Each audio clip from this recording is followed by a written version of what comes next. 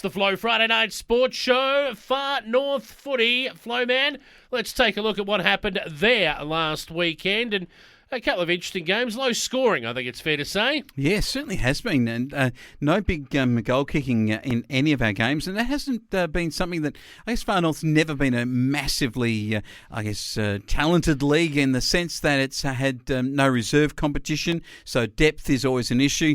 It's kind of like a place where guys who maybe work at the mine and others in the town come out and have a kick and a catch, a bit of fun. And that's what it is, very social type of game. But round 8 action had Olympic Dam 9-8-62 were very unsociable when they let East Roxby know 5-14-44. East just couldn't kick straight. Get out in front of the sticks and do some goal kicking practice, folks. That's not going to get the job done. More scoring shots, not the win. For Olympic Dam, Summit and kicked straight 4 times, Noonan twice. Johnson managed to find the opening twice for East Roxby. For them, the Kangas, East Roxby, that is, Wenk, Rowe and Zolonowski. There you go. You impressed with that? Sounds like you could be playing tennis at Woodland. They were best. Noonan, Durden and Abbott named best for Olympic Dan, Flowman. But let's talk about Hornridge. They're up and about again. How'd they go? 7-9-51 to overcome Roxby Districts 2-6-18.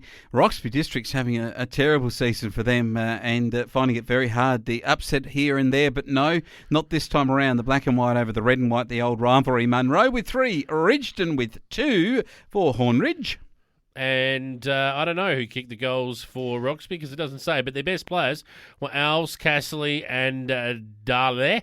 Yeah, Dadler. And the others, Hodgetts, Forward and Ridgeton were the better players over the way at the black and whites. Did Ford play back or in the midfield? I'm not sure. Ford must have played in the mid. Yep. I've seen that. Who's on first routine? We're not going to try it. Just leave that alone. Let's probably move on. The ladder, Hornridge on top, 5-3. Olympic Dam 5-3. Only percentage separating them.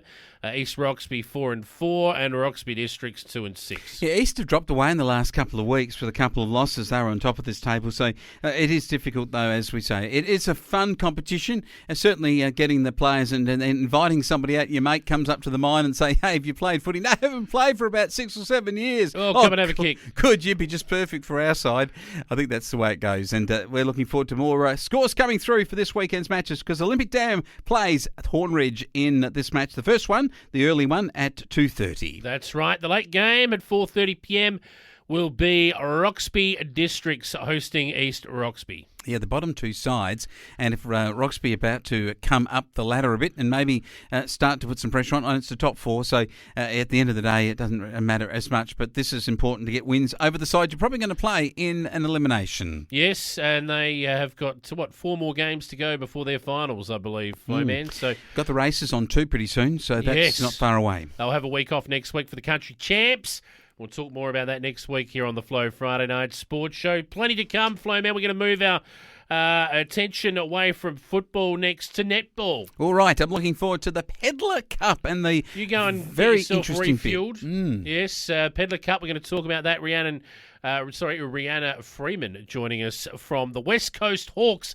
Going to talk about how they went last week and then how the Pedlar Cup team for Western areas shaping up. That's next here on the Flow Friday Night Sports Show.